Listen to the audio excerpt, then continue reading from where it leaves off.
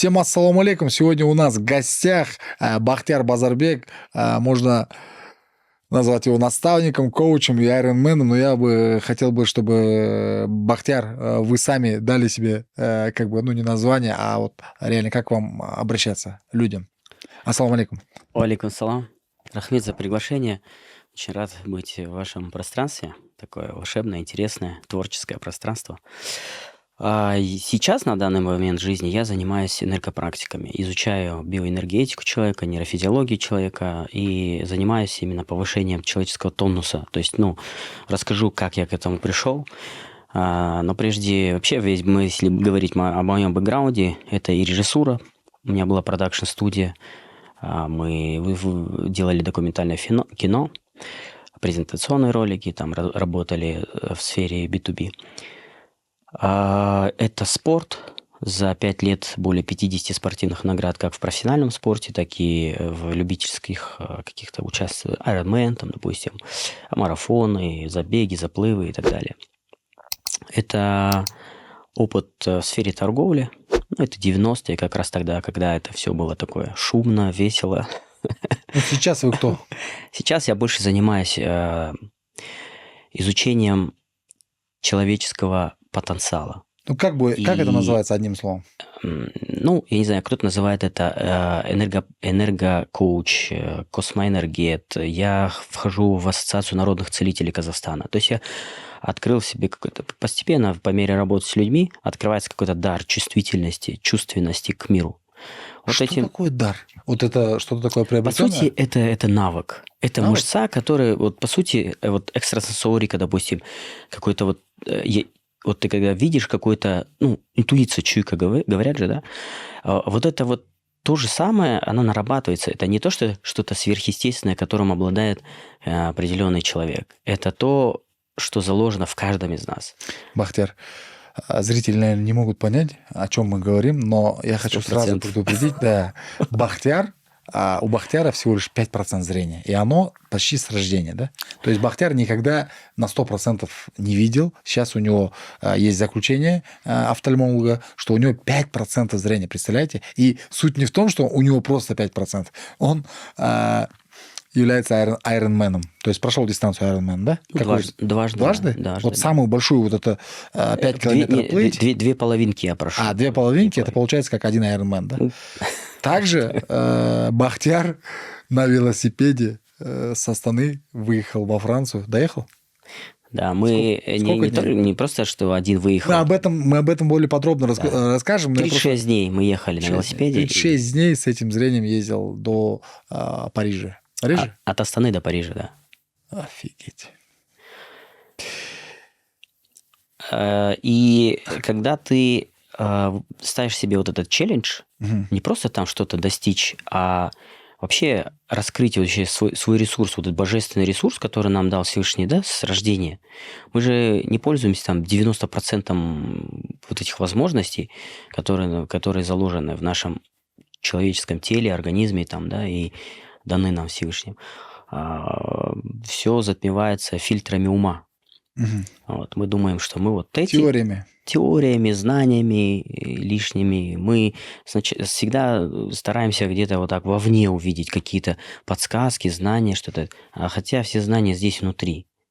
Просто нужна, конечно, насмотренность, то есть нужна вот эта любознательность, интерес, повышение своих, то есть, уровень знаний, но в какой-то момент нужно вот так вот сесть в тишине и осознать вообще, что внутри там есть очень много кладезь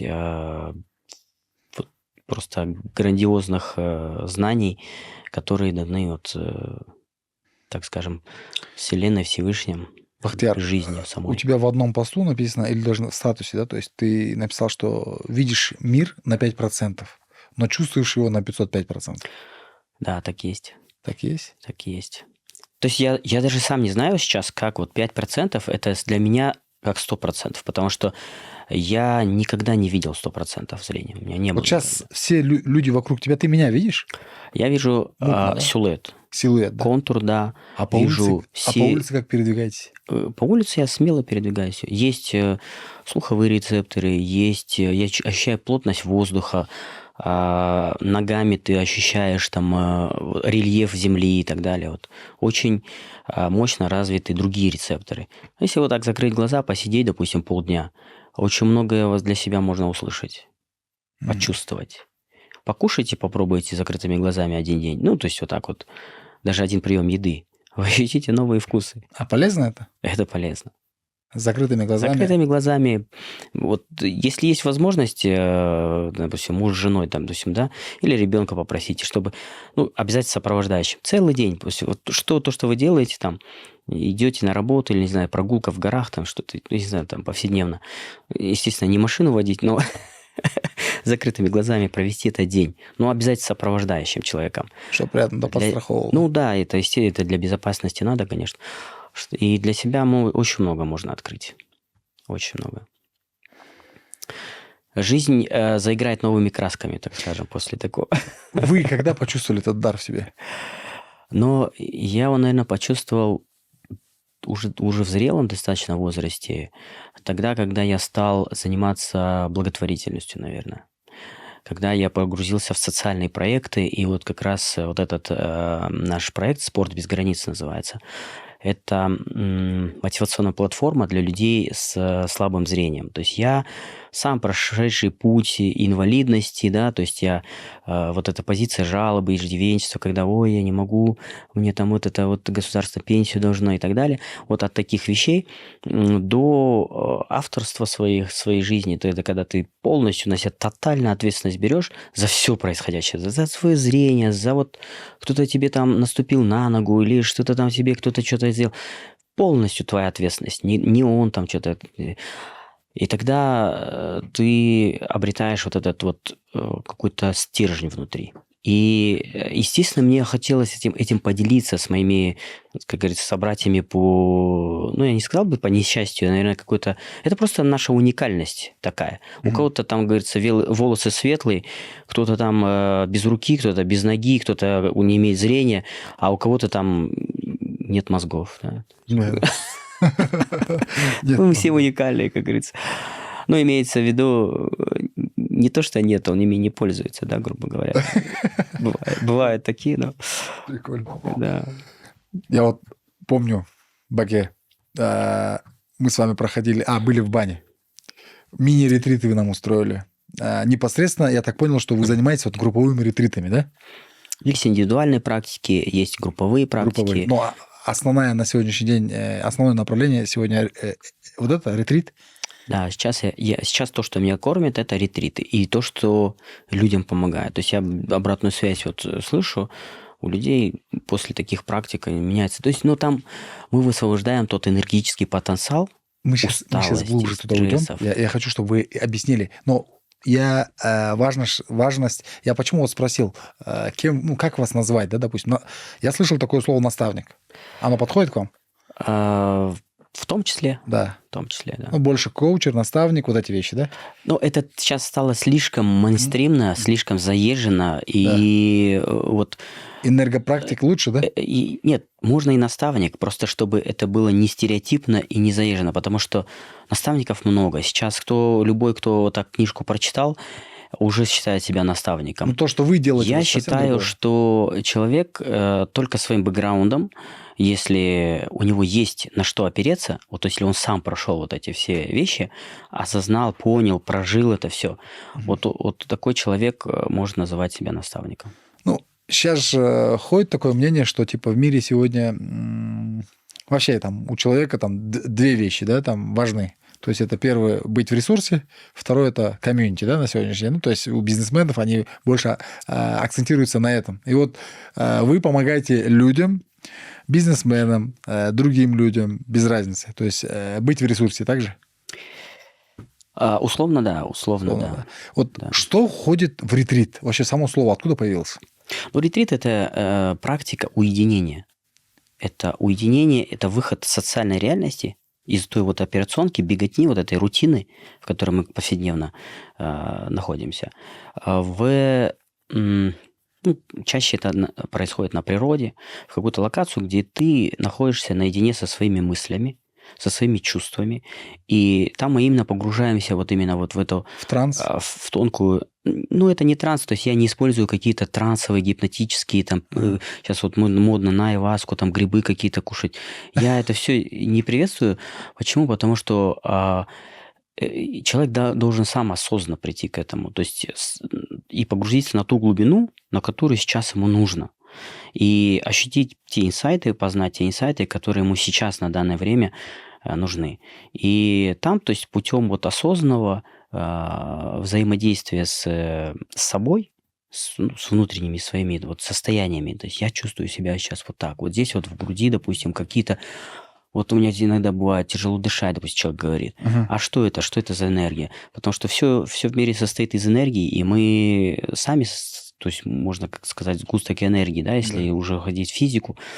И поэтому вот эти страхи, какие-то детские травмы, там, родовые программы, это все по ДНК на энергетическом уровне находится в нашем теле. Ну, то есть, если, допустим, отец накричал на сына, произошло такое вот сжатие, испугался ребенок, маленький ребенок испугался. Отец, может быть, даже и уже забыл. Не обратил внимания. Да, не обратил внимания, там, сын уже забыл, там, да. Но вот этот испуг, он остался, как энергия. И вот она накапливается. Если с этим не работать, если вот не ходить в баню, например, в горельник, горы купаться, не заниматься спортом, если вот заливать это все еще алкоголем на стресс, да, допустим, курение, кальян, вот эта вся история, то получается такие вещи, как бы, получается, уже человек накапливает он их взращивает, эти энергии, и говорят же джинны там и так далее, вот эти сущности, вот они уже начинают владеть сознанием, начинают владеть телом человека, там уже, конечно, человек уже собой не управляет, уже нужны специалисты, которые будут чистить. Вот как раз такие практики можно делать, чтобы для чистки, то есть нужно погружаться вот в осознанность. Вот это вот. И возможно ли очищать душу, не очищая тело? Первичное тело. То есть мы сразу, возможность, конечно, есть, но это все очень сильно взаимосвязано, потому что если забито... То есть первое – это тело, да? Это тело, это база. Это база. И первое, вот как мы активизировали людей с инвалидностью в том числе, чтобы вот поднять, там, чтобы вот эти вот опущенные руки, как говорится, вот этот снова сжать, как говорится, и идти, это через спорт. Это 100%, это самое базовое, это тут и для здоровья полезно, и физиология, то есть вырабатывается нужное количество нужных гормонов, которые вот... Это все же не просто так, в движении же есть вся жизнь. Вот Бахтияр, вы очень хорошо выглядите, но я примерно знаю, что вы старше меня. Сколько вам лет? Мне 47. 47 лет, 4 детей. Круто. А когда вы, вот в каком возрасте, если вы с детства незрячий, в каком возрасте вы ощутили вот этот дар, вот такую возможность в себе? Ну, я думаю, 39 лет это был поворотный такой момент. Как это называется? Кризис среднего возраста? Среднего возраста, да. То есть поиск себя там через какие-то... То есть я же и деятельность свою менял от торговли к творчеству, там, режиссурой занимался. чем торговали? Я товар народного потребления на СНГ. То есть начинал вообще лимонада на барахолке. 12 лет нам было тогда. Мы вышли в 90-е годы, там все. И уже в 19 лет я торговал на рынок СНГ. Всякие разные электротовары там и так далее. То есть я оптом продавал товары. Кто для вас успешный человек? Я думаю, что успешный человек, тот человек, который через повышение своей осознанности подтягивает спицы по колесу баланса, то есть все спицы своего колеса баланса. То есть успех – это не счет в банке? Нет. Ни в коем случае? Счет в банке – это одна из спиц. А если его нету? Ничего страшного. Человек может быть успешным?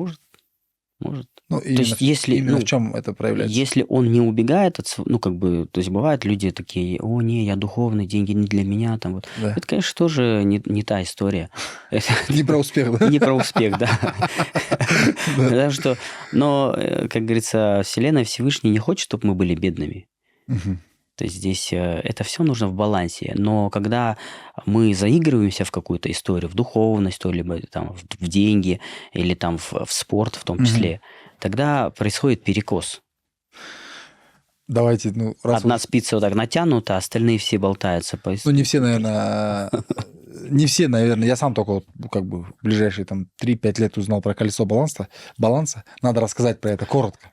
Что такое колесо баланса? Это сферы жизни, те, которые согласованы с нашими ценностями. Допустим, для меня семья. Семья – это очень важно для меня.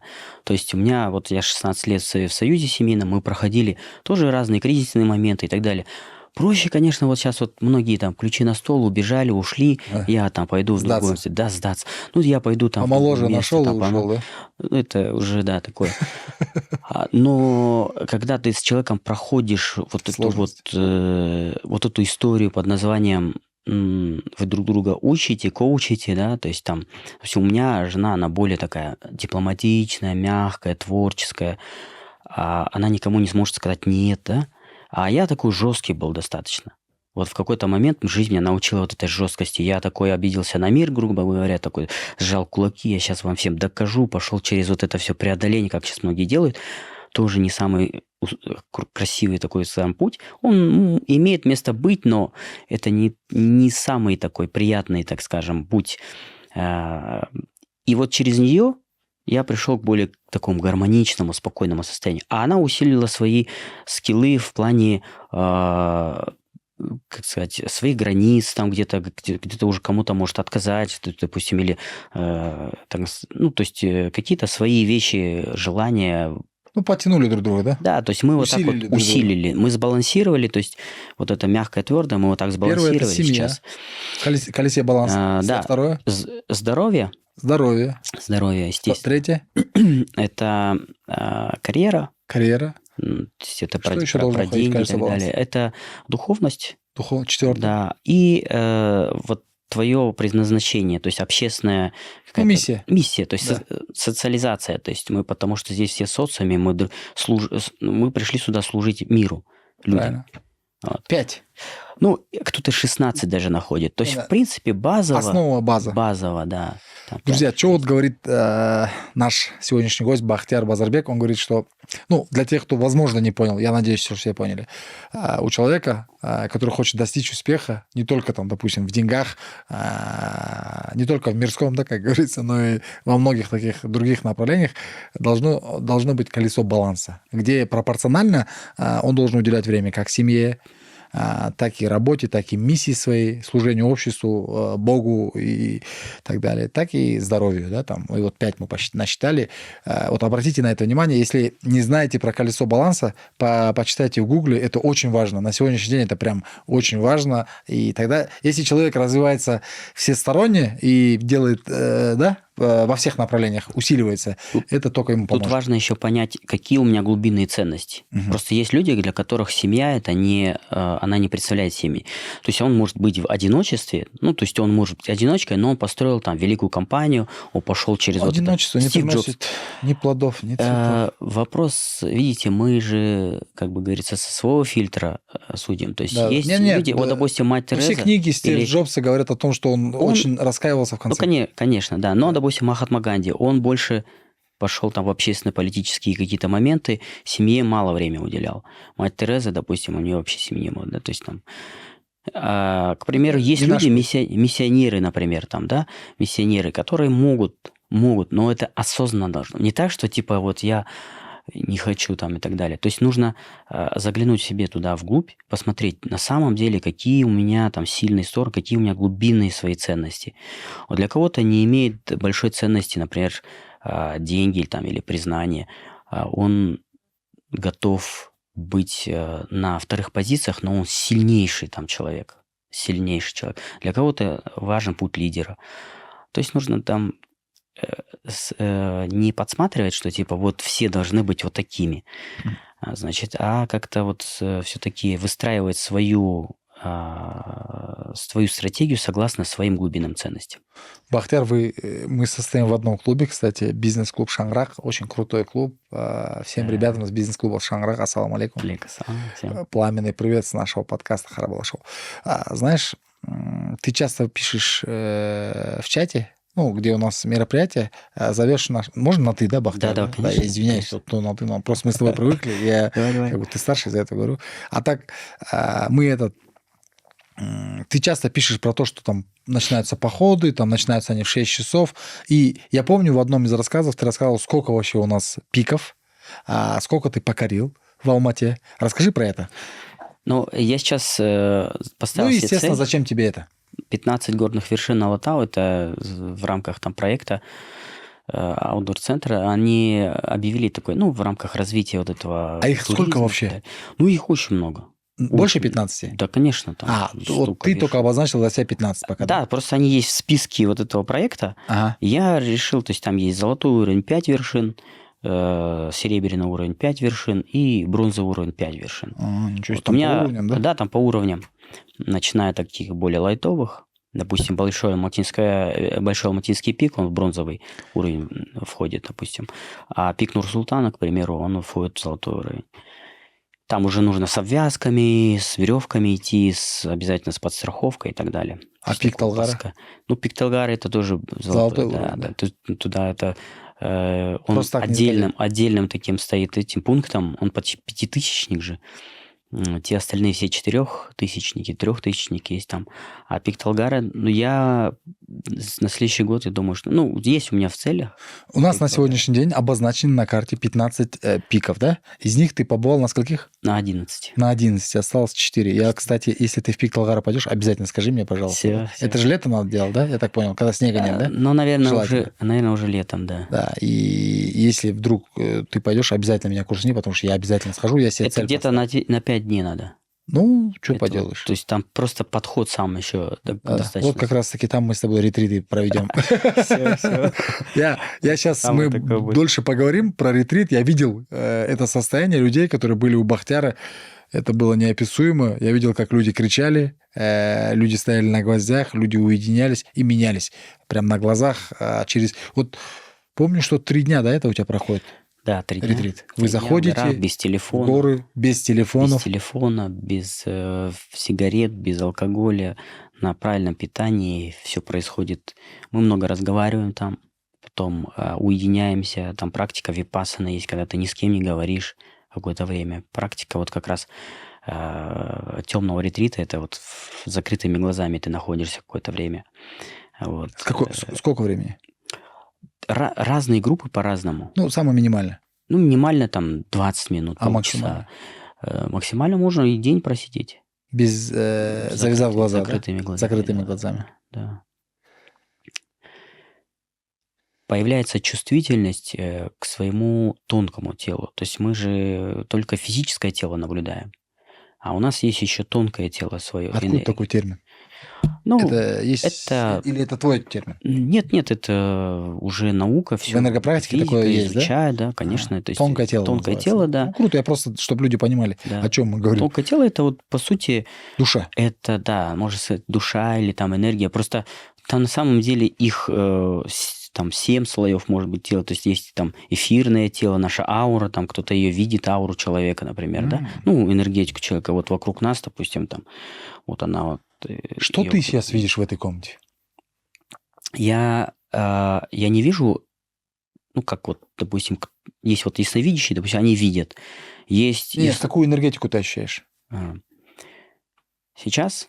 Да.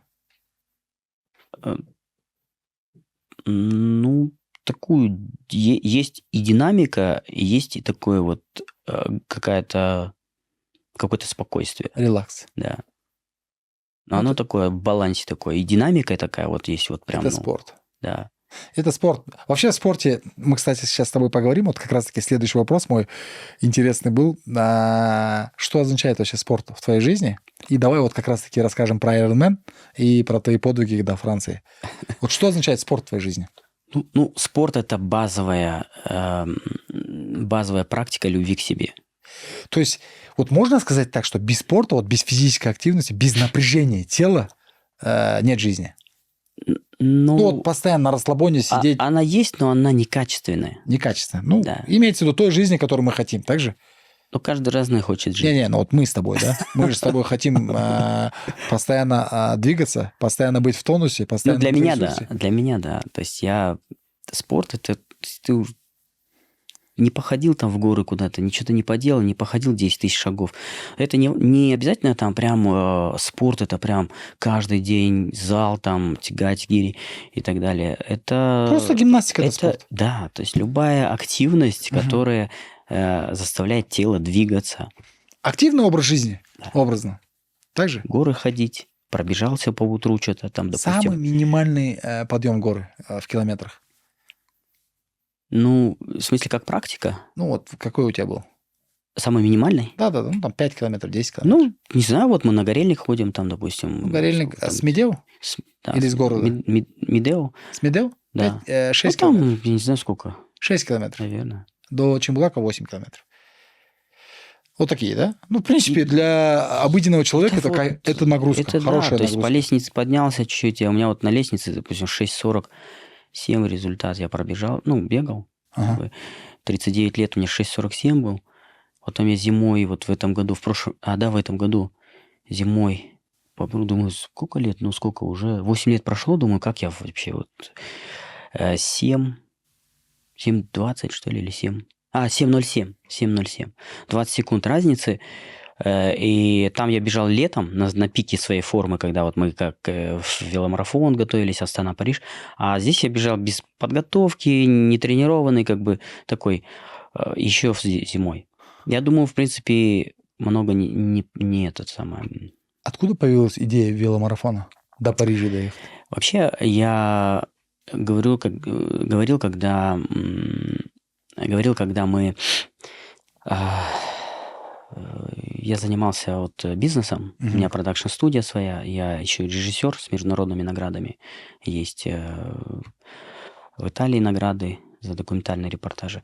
Так вот, когда я там уже выгорел, ну, так скажем, и истратил свою творческую эту энергию вот в этой операционке, в рутине, вот, мне захотелось что-то такое, вдохнуть в себя, потому что, ну, я так понимаю, что, ну, жизнь же, как бы здесь вот нам дана как полигон для того, чтобы мы ее протестили вообще по полной программе здесь, там, здесь, посмотрели, что еще может быть здесь такого интересного, великолепного получиться.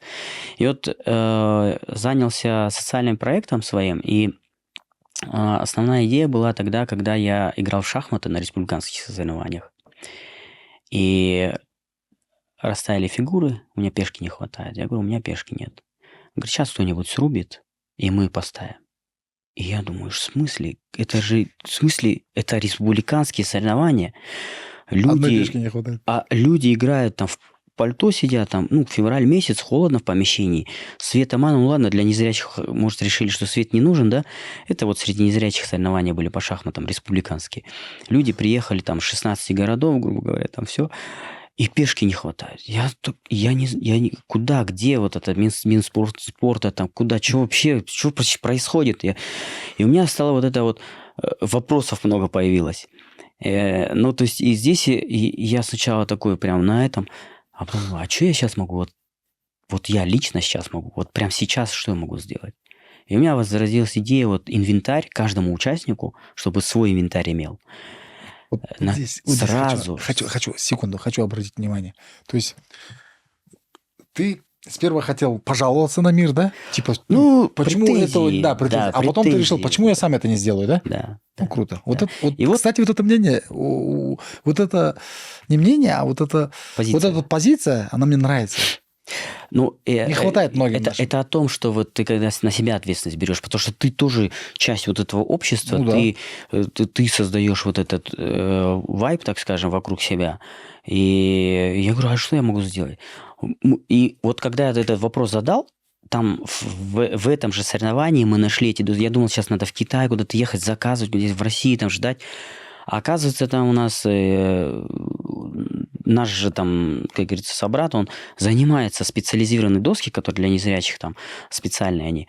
Я говорю, и он идет. Я говорю, ты же занимался этим? Он говорит, да, у меня есть. Я говорю, есть 50 досок? Он говорит, 49 в Алмате, 1 в Талгаре. Я говорю, привезешь? Привезу, говорит, сегодня. Теперь звонил своему клиенту тогда в продакшене, он тоже занимается, ну, благотворительность занимается. Он говорит, Бахтияр, если там что-то надо будет, звони, не стесняйся. Я говорю, Сергей Сергеевич, вы, говорю, сейчас такая ситуация, объяснил. Он говорит, я, говорит, сейчас за границей, говорит, приезжай в офис, деньги получишь. Все, мы сразу приехали, рассчитались с этим человеком, и на следующий день мы эти доски вот так вот всем подарили со спонсорами. Да и сумма там небольшая, там 200 тысяч тенге было, но зато каждый вез. Я вот на предыдущих соревнованиях участвовал, там тоже. Я смотрю, люди приезжают, уже у каждого свой инвентарь, они до сих пор, вот сколько лет прошло там. Мне очень интересно, как вы с шахматной доски на велосипед во Францию ехали. Так вот, и я потом задался задачей изменить отношение к параспорту. И мы стали собирать команду. Я говорю, ребят, нас не видят. Ладно, мы не видим, говорю, нас не видят, говорю. Нас зрячие не видят. Нас зрячие не видят, да. Я говорю, давайте что-нибудь сделаем. И мы сделали. Молодец. 5 веломарафонов провели. Сначала от Алматы до Астаны, потом Алматы и Иссык-Куль, Астана, Париж. Обратили на себя внимание, да? Вот мы... И сколько у вас было в забеге? От 6 человек в первом веломарафоне до 26 человек. Вот в Францию кто с тобой доехал? Сколько людей доехало? Там, вот, по-моему, 26 человек. А сколько или 20 человек, я не помню сейчас. Все доехали? Все доехали. Все доехали? Все доехали. В день сколько часов ехали? Ну, по 8 часов, по 6 часов ехали. Там бывает... Ну, нагрузка прям серьезная была. Я не понимаю, как вот 26 незрячих человек по дороге едут, это не опасно? Там незрячие были человек 8-10, наверное, остальные... То есть там волонтеры, да, помогали? Понял, там получается двухместный велосипед, тандем. Впереди сидит зрячий, у него руль, тормоза, вся система управления. Сзади сидит незрячий, он педали крутит, да, он кочегар, он там топливо дает сзади, чтобы для скорости. И вот такой вот тандем, вот на таких тандемах мы ехали. Прикольно. Кто с вами согласился, ребята, молодцы, да? Это сильные духом ребята. Молодцы. Вот. И, конечно, вот вы же сами понимаете, что ты 36 дней едешь, сильнейшая нагрузка, разные условия, там, проживания, там, где-то остановки, не остановки. Мы дождь, еще же ездили... Да, ну, снега не было, но дождь, конечно, там, зной, там, вот это, летом же еще жарко, где-то холодно, там, и так далее. И... Вот когда физически человек устает, он начинает эмоционально себя вести по-другому. То есть это уже разные ситуации были, но доехали. Кто-то срывается, да? Доехали все, да. Были такие срывы, да, но мы вот в команде всех, никого не потеряли, как говорится. Важно было с командой ехать? Конечно, это супер важно было. Вот если ты один выехал? Возможно, не доехал сейчас мысль есть у меня сделать кругосветку на велосипеде. Ну тогда бы не доехал бы. Я думаю, я бы не выехал даже из Алматы. Без команды, да? Конечно, потому что тут, когда уже руки опускаются, ты уже не веришь, там визы нет, велосипедов нет, денег спонсоры, ну вообще у самих там мы столько вложили своих денег, сил, энергии, и ты понимаешь, что еще столько делает, и ты, блин, может не надо? Команда к тебе сзади такая, говорит, ты чего? Мы же за тобой идем, там, давай. И я такой, да, все, Алга, Казахстан, поехали. Ну и тогда, конечно, дух там. Вот это синергия, это называется синергия. Когда у кого-то из команды выпадает вот такое настроение, там опускаются руки, мы его там подбадриваем.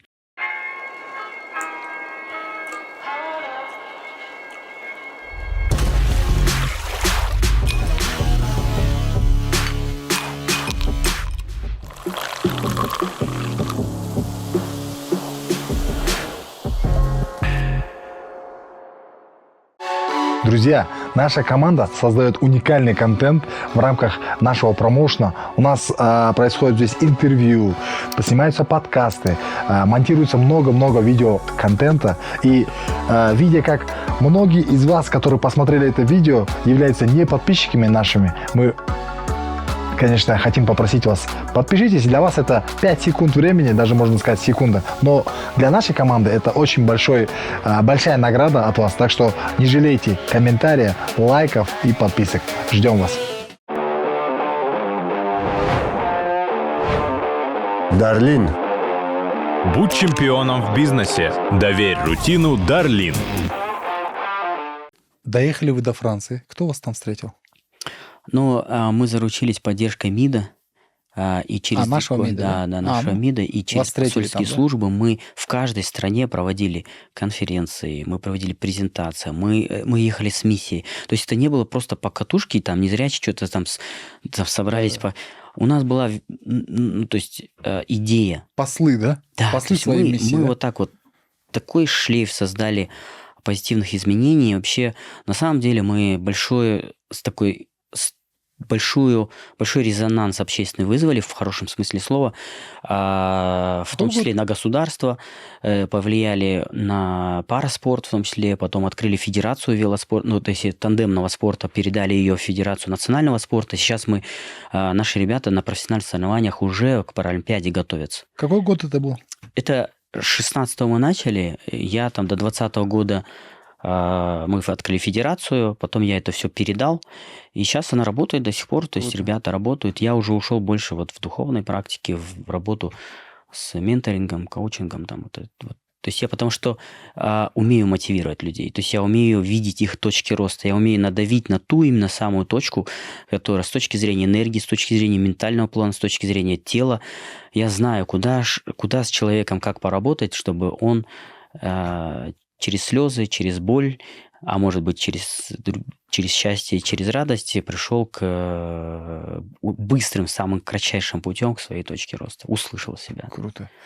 А вот Ironman, если до Парижа вы там парами ехали, то есть на одном велике 2 человека, да, ну то есть двойной велик, а в Ironman то же самое? Или... В Ironman, да, у нас ребята участвовали тоже в паре, тоже но я вот первый Ironman пошел сам один. Ага. Вот на еще мне там МТБ, 90 км.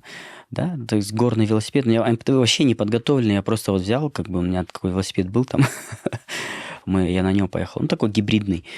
По дистанции плавания там плыву, оказывается, не к тому буйку приплыл. Мне волонтер говорит, ты туда надо плыть, я еще там 300 метров вот так вокруг, или 500 метров. Я не помню, какую-то лишнюю дистанцию проплыл. Ну, где это прикольно было? Это вот в Астане. В Астане, да. на речке, да? Да. Прикольно. И вот. Ну, там 2 раза по половинке прошли Ironman. Да. Время какое показали? Ну, первый раз 7 часов, второй раз чуть больше. Я вот в паре был. Но у меня не было какого-то такого азарта там именно по времени. У меня сам процесс. Я почему ушел из профессионального спорта? Потому что там мне не нравится вот этот сопернический какой-то вот этот... Ну, когда кто-то друг друга старается что-то как-то там, через голову пойти, куда-то что-то как-то вот... Я немножко... непорядочность, да? Да, вот эта вот непорядочность, когда это достойно, ты там на общих условиях там, да, а когда ты видишь какую-то вот эти вещи какие-то не самые 7 часов в половинке, это даже, у вас-то особенный был чемпионат, а даже в неособенных ребята доходили, бывало, что там же максимум 8 часов можно. Да, 8, да. 8 часов, я помню. Я проводил Ironman, триатлон, половинку в этом, в Актау. В Актау? Да, классно. Этап, финал Кубка Казахстана. И вот тогда вот прям, знаешь, как для меня такое большое удовольствие было вообще познать, что такое это. Это праздник, это круто. Это вот прям такая энергия, которая, то есть ты там просто бежишь, кайфуешь. 20 километров бежали они, 90 километров на велике, Да, и вот где-то до 3 километров плыли. Да? Да. 2,5 где-то, да? Ну, вообще 2 километра плыть, потом 90 километров велосипед и 21 километр бег. Да. Жара, лето, Да. сентябрь. Кстати, вообще прикольно. Вот тогда, как первый раз увидел, что бывают стоянки, где им банан дают в руки, там апельсины дают в руки, они на ходу кушают. Да, короче, ты берешь эти губки со льдом, там вот Да. так вот на себя выжимаешь, дальше бежишь. Интересно. Это какой год был Ironman? 18-19 год. Круто. Ладно. Сейчас есть желание пройти? Но я думаю, полный Ironman сделаю. То есть как-то вот какой-то незакрытый гештальт остался. Вот. Но у меня уже вот эта энергия достигательства, почему-то она, когда ты занимаешься вот этими гармонизацией жизни через духовные практики, вот эти все достигаторские вопросы, они как-то отходят на второй план. Угу. С одной стороны, как-то скучаешь по таким вещам. А с другой стороны, ты понимаешь, что, если уж делать, то есть тогда уже с точки зрения соревнования только с самим собой. Никому ничего не доказывая, как говорится. Потому что до какого-то времени я шел путь доказательства. Я всем докажу, что я вот могу. Потому что, когда ты с детства слышишь, ты слепой, ты никому не нужный, ты балласт для общества, очкарик. нашим родителям так говорили. У нас врожденная катаракта, к сожалению, мы все втроем родились с такой патологией, да. И нашим родителям вот так вот говорили, то есть зачем вы рожаете, если вы хотят?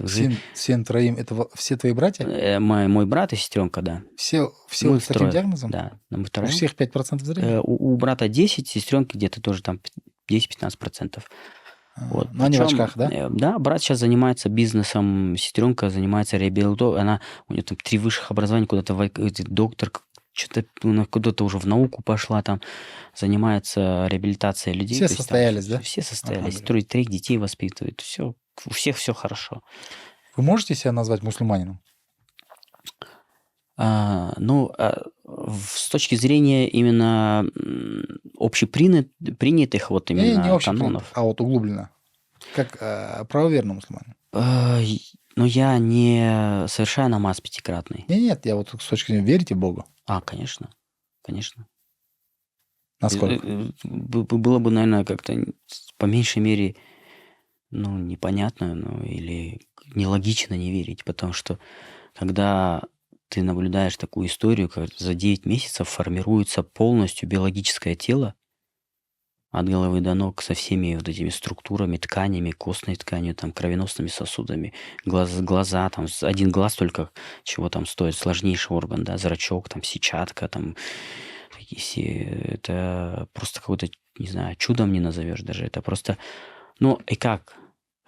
Если человек говорит, ой, у меня там простуда, и ходит с этой простудой там 2 недели, там, да? А тут за 9 месяцев формируется из вот этих маленьких 2 клеток, это сперматозоид и яйцеклетка, да? Из маленьких 2, это еще не костная ткань, это еще не вообще ничего вообще практически. Формируется совершенно биологическое тело человека. А мы сидим здесь, жалуемся, что у нас что-то там болит, что-то скрипит, что-то там что-то нету у нас, или вообще не понимаю, как бы для меня это вот стало в какой-то момент на самом деле такой сферой для изучения, погружения в эту историю. Бахтияр, ты счастлив? Сейчас да. А когда не был? Много когда не был. Но сейчас это вот прошедшие 10 лет или уже только-только? Наверное, как стал заниматься практиками, ты смотришь, ты себе, работая с людьми, ты же понимаешь, что ты и сам совершенствуешься, ты прокачиваешь ту самую мышцу под названием осознанность, под названием гармония, под названием там любовь к миру. Как выглядит человек, по внешним признакам, который вот осознал осознанность, да, то есть, который он, по твоему мнению, счастлив? Он, во-первых, то есть если вот именно с точки зрения вот этого сбалансированного счастья, Да. он, во-первых, не кричит об этом. Ага. То Не есть рассказывает. У него нет, он может рассказать, но он не кричит об этом. Ага. То есть вот именно, смотрите, я там еду на Феррари. Он спокойно едет на Феррари. Кайфует, да? Он спокойно едет на Феррари и об этом никому не кричит. То есть, видно, что человек, сильно владеющий своим эмоциональным, он может контролировать. То есть он автор своего тела, он автор своего ума, то есть он, как сказать, начальник своего ума. То есть он направляет ум, куда ему нужно. Владеет собой полностью. А не ум его направляет. Потому что очень много людей живут в той парадигме, что их тело диктует формат жизни. Ага. Или их ум диктует им вот эти условия жизни. Если ум какой-то эго обидели, что-то там, все, он несчастен. Или он что-то там увидел, ой, блин, у этого такие успехи, а я такой, не такой. Все, для ума это прям... Ум начинает стрессовать, он начинает там паниковать, начинает там что-то делать. И у человека вырабатывается на физиологическом уровне, уже начинает вырабатываться там кортизол, какие-то гормоны, которые повышают его уровень несчастья, да? Уровень вот этого стресса, переживаний и так далее. Вот. А когда мы контролируем ум, тогда мы ему даем команду. Мы ему даем команду, куда мы идем, зачем мы туда идем, для чего и как. Вот как раз-таки в ретрите ты это и это есть ставишь, да? Синхронизация души, ума и тела. Давай про ретрит теперь углубленно. Я хочу, чтобы, знаешь, не в том, чтобы продать тебе, Не смысл не в этом. Просто я был на кусочке твоего ретрита, и когда ты нам объяснял в той же бане, что сейчас с нами произойдет и что должно произойти, и вообще как жить. Не то чтобы как жить, а как относиться к себе, как относиться к телу, как относиться к мыслям. Я, если честно, был очень сильно тронут, что есть такие люди, которые как бы занимаются этим и учат других людей. Ну, не учат, а может быть, как-то помогают им вывести себя. Подсвечиваем, Да, пока подсвечиваем. показываем, как вот Да. еще есть вот такой вариант жизни проживания в гармонии, да, то есть с собой. Довольных же много. Довольных много. Ну, Практически все. все практически. Ну, всех, кого То я есть знаю. У меня сейчас рекламы практически нет, и все это вот по рекомендации, только рекомендации. Как происходит знакомство с тобой и уход в этот ретрит изначально? То есть приходят люди, звонят: Бахтияр, здравствуйте, мы хотели пройти у вас ретрит. Индивидуальный или коллективный? Я думаю, что когда человек готов, это его запрос, чтобы я появился в его жизни. Потому что его запрос идет к Всевышнему, Да. и Всевышний меня отправляет просто туда. Вот, говорит, ты должен там появиться Прикольно. на этом бизнес-завтраке, там есть люди, кому он нужен. Все, и там происходит вот эта синхронизация. Он говорит: а что, как? Кому не нужно, они даже не слышат меня. То есть они даже этот эфир не будут смотреть, возможно, да? А кто уже идет на этом пути, то есть они все-таки их запрос формирует. Вот сейчас запрос твоих зрителей, он сформировал вот этот наш подкаст. Ну, Потому что я больше чем уверен. кто-то что-то должен услышать здесь сейчас. Вот, и поэтому... Ну, ты имеешь в виду, что все по воле Всевышнего? Все да? по воле Всевышнего. То есть мы тут, как говорится... Не просто так оказались. Да. Я вчера буквально... Я о тебе вчера вспоминал. И не зря ты здесь оказался. Почему? Потому что я вчера после турнира написал Вике, говорю: вот есть такой у нас брат, одноклубник. Вчера я участвовал на чемпионате мира по грэпплингу. Ага. Ну, Круто. знаешь, по грэпплингу в кимоно, и, вообще должен был без, а поборолся в кимоно. Так получилось. Короче, что я понял? Мы же все это время проводим бои. Ну, то есть сам бой... Люди видят, конечно, только бой, а путь бойца не видят. Да. И в подготовке профессионального спортсмена, давай возьмем Шавхата Рахмонова, да, который сейчас на уровне самом крутом промоушене, там, это самая большая медиаплощадка в спорте, это самый крутейший промоушен, все президенты стран знают об этом, все люди, наверное, смотрят это и знают, да, то есть, и любой человек, который там на вершину забрался, он очень популярным становится. Не только у себя в стране, но и на весь мир. Это Конор Макгрегор, это Хабиб Нурмагомедов и в том числе и наш Шавхат Рахмонов. Знаешь, волшебство вот этого появления людей таких в таком промоушене, самое для меня ценное то, что Шавхат был когда-то... Ты знаешь Шавхата? Я Слышал, конечно. Шавхат был когда-то парнем, который таскал тачку на базаре. На базаре, да. Жил в однокомнатной квартире и, не помещаясь в комнате, семья большая, он там с мамой или там с братом спал на кухне. Да. Сейчас этот парень заставил всех американцев одевать малахай. Тмах. Наш тмах и говорить о казахах. Недавно такое... Как ее звали? Санка, да? Лора Санка, такая одна из популярнейших журналистов, в прошлом спортсменка, она сейчас говорит о казахах, когда очередной казах появился в промоушене UFC, она говорит: я люблю казахов, они такие крутые, они воинственные и так далее, и так далее. И знаешь, здесь есть именно подготовка физическая, а есть такая ментальная. Ментально, да. И вот ты один из тех людей, который вот это выправляет. И я когда вчера сидел, я 12 лет не выступал на соревнованиях. 12 лет тому назад я спускался в 92 килограмма. Всю дорогу 98-96. И вот я первый раз за 12 лет я спустился в 92, согнал. Пришел на эти соревнования. Это международный уровень, крутой, там все, выходишь, весогонка. И я тогда понял, я вспомнил эти ощущения. Знаешь, и меня так, местами колбасило, местами я испытывал такое вдохновление, воодушевление. Я счастлив был, но было сложно. Было сложно сконцентрироваться. И я вспомнил про тебя, когда ты это говорил как раз-таки. Вот с этой концентрацией, я думаю, даже не только простым людям, бизнесменам, даже спортсменам надо к тебе идти и общаться. Потому что очень важно состояние, в котором мы что-то делаем. Угу. То есть, если состояние внутреннего есть раздрайва, да, то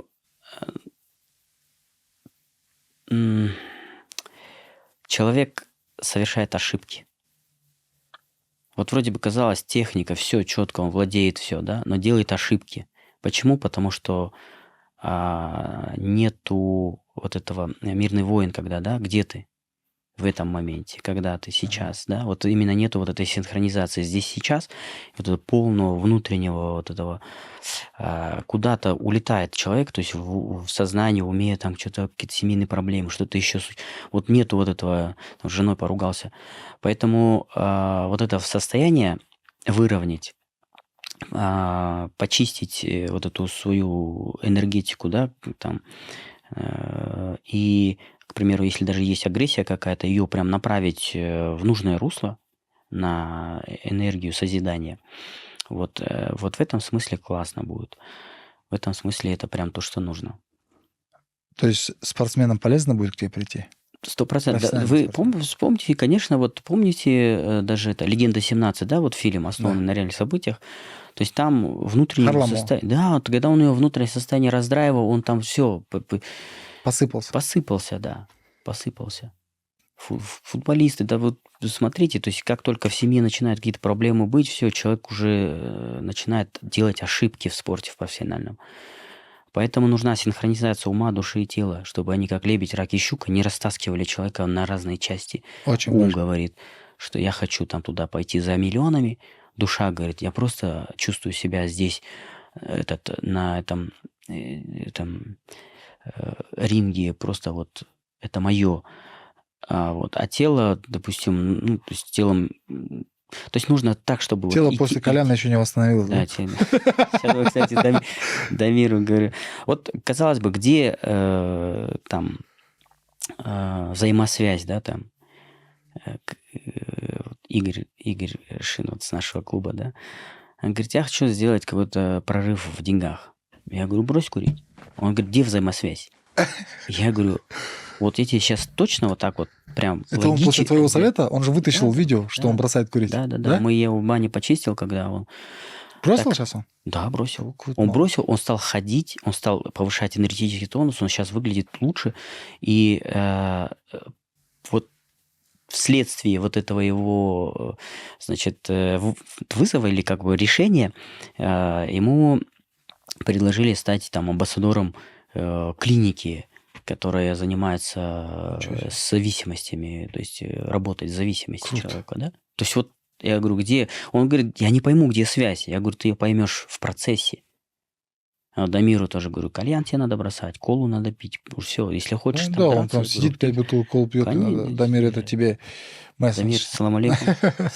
Мы тебя не критикуем, мы просто переживаем за тебя. Миссию. Мы просто видим лучшую версию тебя и хотим подсветить. Кстати, он на бокс записался. Собирается боксировать. Я слышал, да, 27-го, по-моему, да, числа? Это что такое? Ну, пойдем болеть обязательно. Будем, да. Про миссию свою расскажи, именно твою. Моя миссия через... Ну, моя миссия... Я стремлюсь раскрыть максимально свой ресурс. И через свой пример показать миру, что возможно все. Не просто, что типа все возможно, все зависит от нас самих, там типа вот лозунги какие-то. А сделать самому, да? А прям на примере, да. Вот смотрите, ребята, я занимаюсь диджеингом. То есть я вообще люблю музыку, например, да. То есть я занимаюсь диджеингом. Я играть на хаус, я могу на open-air'ах, я выступаю там, где не пьют. Я там могу поиграть, чтобы вот этот вот поддержать такой вайб. Вообще не пьешь? Я нет. Против этого? Ну, если кому-то это надо... Нет. Вообще в семье не приемлешь. В моем смысле я с ним не борюсь, да. Но сам я просто знаю, к чему это приводит. Ну, то есть дома у тебя в шкафу нигде не стоит бутылочка вина? Но есть там бутылка водки для компрессов. Ну, для компрессов. А так, конечно, нет. Так же, как и уксус для шашлыка, да? Да, нету необходимости в этом просто. Нету запроса, круто. поэтому оно и нет. Помнишь, одно время? Ну, говорит, ну, он такой, ну, зато не пьет. Помнишь, да, когда... Ну, реально, наши родители ставили это в показатель, да? Типа, вот не пьет, это круто считалось. Не пьет, не курит, это круто считалось. Мне кажется, это норма. То есть это минимальная. Это базовая комплектация должна быть. Базовая. Это же ты покажешь отношение к себе же. Мгм. То есть это любовь к себе или не любовь к себе. На энергетическом плане почему люди идут вот в эти истории? Потому что убегают от проблем. Проблема накопилась, Забыться хотят. им хочется Или страх выше. какой-то, да? Да, страх накопился. В этом страхе, вот в этом, там большой потенциал есть, решений. И если вот это напряжение направить на решение вопроса, Ага. то он быстро решится. То есть вот если условно приведу пример, там в понедельник пришел человек на нелюбимую работу, там все, шеф его достал, в среду там уже вот напряжение, прям в 5, он ждет, ему в пятницу говорит, ты что-то плохо выглядишь, пойдем там выпьем. Все, он пошел, выпил, вот этот весь потенциал, напряжение снизил, слил. И в понедельник еще на недельку можно идти на нелюбимую работу.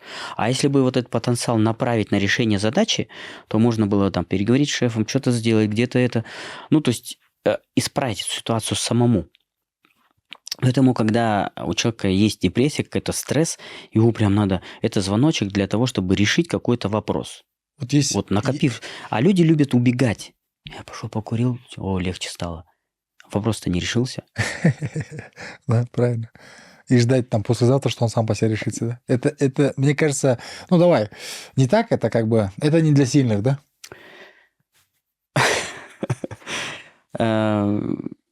Именно Убегать от проблем. убегать от Я просто проблем, хочу конечно. замотивировать некоторых людей, чтобы как бы не Конечно. искали счастья и не искали успокоения в бутылке.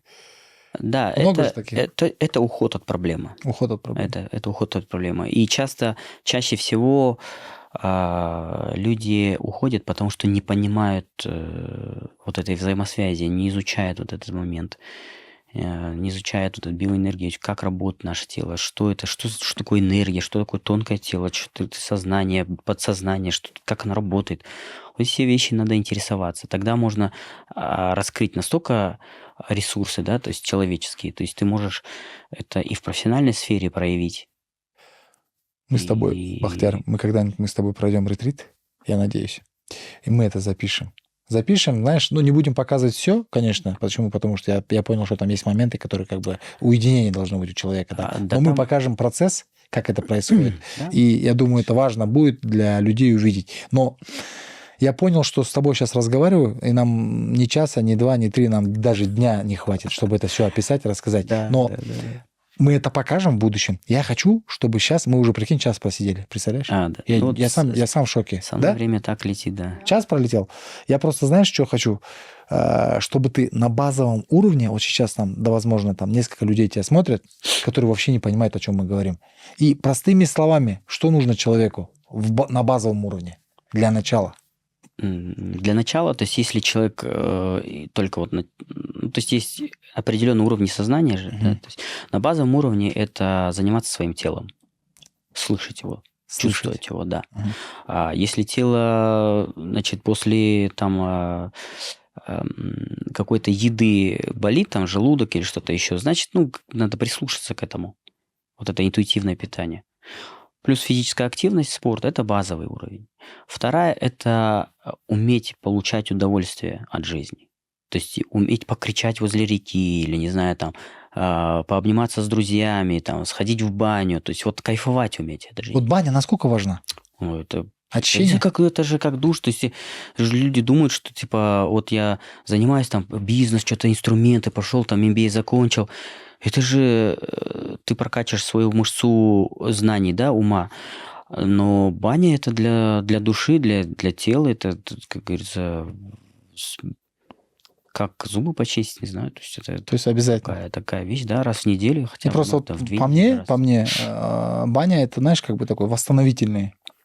Имеет эффект, когда ты, если там неделю 2 раза ходишь, особенно там при каких-то физических нагрузках и эмоциональных нагрузках, оно тебя разгружает и прям дает прям расслабление. Раз в неделю в правильной компании, в правильную баню надо ходить. Пиво нельзя. Вот те сауны с бильярдом, с караоке и другими делами, это не баня. Это не баня. Другие дела вообще для мужчины. Не в бане. Насколько они важны? Другие дела, когда секс, что-то давай скажем. Когда они законные, с любимым человеком, это как раз-таки есть умение получать эмоциональное удовлетворение, физическое наслаждение. Это одна из целей нашей жизни, получить здесь наслаждение. То есть мы не пришли сюда страдать. Да, нужно экологично получать от этой жизни удовольствие. Не через там наркотики, сигареты. Очень много способов, как ты можешь это очень качественно получать удовлетворение от жизни. Вот скушай одно яблоко с закрытыми глазами. Кайфани от него. Вот кушай его 15 минут. Так вот я гарантирую, настолько кайфанешь. Вот. Третий момент – это получение знаний. Не все, что подряд, там, типа, ой, сейчас модно, вот сейчас это надо всем блогерами стать или всем бизнесменами. То есть и все пошли за знаниями какими-то. А знания в том числе, как ты можешь быть хорошим родителем для своих детей, как ты можешь быть хорошим мужем для своей жены или женой для своего мужа. Вот такие знания, то есть более такие духовные. Ну, естественно, хардскиллы тоже нужны. Естественно, если ты профессиональный спортсмен, ты должен изучать свое тело, как оно функционирует, ты должен там тренироваться, да, получать знания, технику там боя и так далее. Если бухгалтер, ты не можешь не изучать бухгалтерию там, да, естественно. Ну, элементарно. И четвертое, это, конечно, раскрытие своего сердца. Это потому что это все балансирует, это все, оно все как заправка для салата, как говорится. То есть он такой суховатый, а вот когда ты его там чем-то приправил, каким-то хорошим соусом собственного приготовления, масло. Да, он тогда становится уже таким.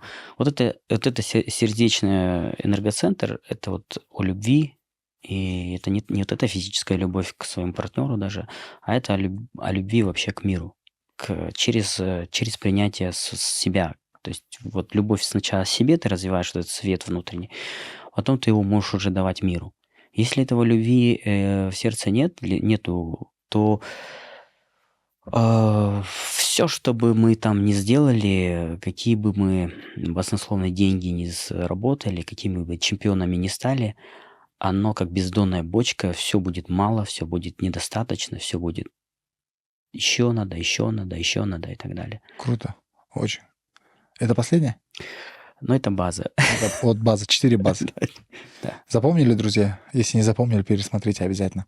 С нами был однозначно необычный, но однозначно очень крутой коучер и человек, который не видел, не слышал, а реально сам делал, сам прошел путь и сегодня старается путем своего дела помочь людям. Человек с большой буквы, мой, можно сказать, брат, наставник Бахтияр. Спасибо тебе, что пришел, брат. Очень круто. Рахмет за эфир. За какой-то час. Я прям кайфанул, просто получил удовольствие. Мы снимем процесс вообще, как бы, ну, когда в следующий раз у тебя там будет, если что, придем. Мне просто самому интересно, не то чтобы интересно, я видел со стороны, я хочу показать людям, что происходит с людьми. И это очень важно. Потому что реально кто-то раскрывается, кто-то находит реально себя там. Можно собрать прям... Смысл своей жизни понимает.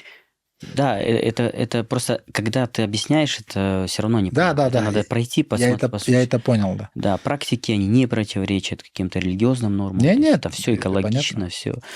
И я думаю, что соберите ваших ребят, ну, вашу команду, допустим, тех вот, ну...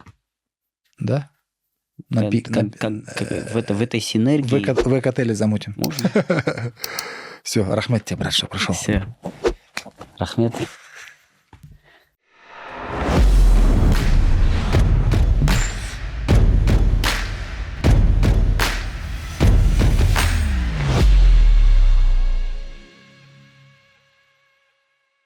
Бизнес сегодня – это напряженные звонки, документы, отчеты и бесконечные встречи. Хватит тонуть в рутине и постоянном контроле. Доброе утро, коллеги. Давайте сегодня. Дарлин – решение всех ваших забот в одном месте. От документа оборота до заключения миллионных контрактов. Дарлин – это твой цифровой офис. Управляй бизнесом из любой точки мира.